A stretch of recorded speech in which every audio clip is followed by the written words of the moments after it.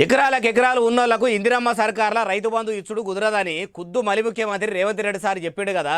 అసలైన అరువులకు అన్నదాతలకే రైతు భరోసా అని చెప్పిండు కదా.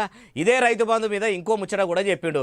ముఖ్యమంత్రి సార్ చెప్పిన ముచ్చట తీరుగా ఉంటే మట్టుకు రైతు బంధు అట్లా కూడా రాదట. అదేందంటారా చెప్తా పండ్రి. మరి రైతు బంధు రాకుండా ఉండే ఆ ముచ్చట ఏం చెప్పిండంటే ఏం లేదుల్లా, సర్కారుకు పన్ను కడతారు చూడుండ్రి, అగో అట్లా ఆదాయపు పన్ను కట్టేటోళ్ళు కూడా రైతు బంధు పథకానికి అరువులుగా అరట.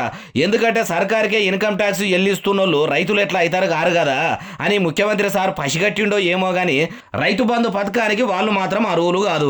ఆదాయపు పన్ను గట్టనోళ్ళు మాత్రమే కాంగ్రెస్ సర్కారు ఇచ్చే రైతు భరోసా పథకానికి అరువులు అని ఏం మొహమాటం లేకుండా ముఖం మీదనే చెప్పేసిండు. ఇస్తే భూమిని నమ్ముకొని బురద దున్ని బురద తినే రైతులకిస్తే ఫాయిదా ఉంటది గాని ఇన్కమ్ ట్యాక్సులు కట్టుకుంటా ఇంట్లో వాడుకునేటోళ్లకు ఇస్తే ఏమొస్తుంది అన్న తరికలా ఎగురం చేసిండట. కొందరైతే వాజిబే మరి పన్నులు కట్టేటోళ్ళు ప్రభుత్వ పథకాలకు అరువులు ఎట్లయితారా అంటున్నారట. కానీ ఎన్నికల ముంగట కూడా ఇవేవి చెప్పకుండా అధికారంలోకి వచ్చినాక ఇట్లా అరువులు అనరువులు అని అనుడు ఏందో ఇది ముందుగాలనే చెప్తే అయిపోవు కదా అంటూరు. ఈ ముచ్చట ఇన్న కొందరు అరువులుగా అనోళ్ళు.